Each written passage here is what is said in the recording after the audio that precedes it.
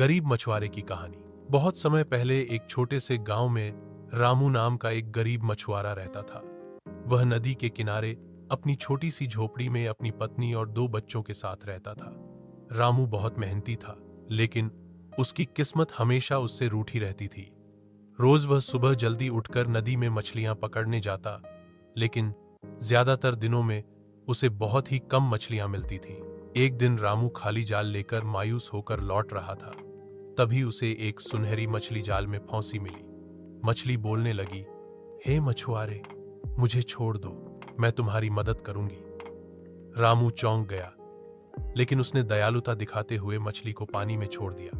अगले दिन जब वह नदी पर पहुंचा तो उसका जाल मछलियों से भर गया। वह बहुत खुश हुआ और बाजार में जाकर मछलियां बेची। धीरे धीरे उसके दिन बदलने लगे। वह हर दिन ढेर सारी मछलियां पकड़ने लगा और उसकी गरीबी दूर हो गई। कुछ दिनों बाद रामू को एहसास हुआ कि उसकी खुशहाली उस सुनहरी मछली की वजह से है। उसने तय किया कि वह लालच में नहीं पड़ेगा और अपनी मेहनत जारी रखेगा। वह नदी और प्रकृति का सम्मान करने लगा।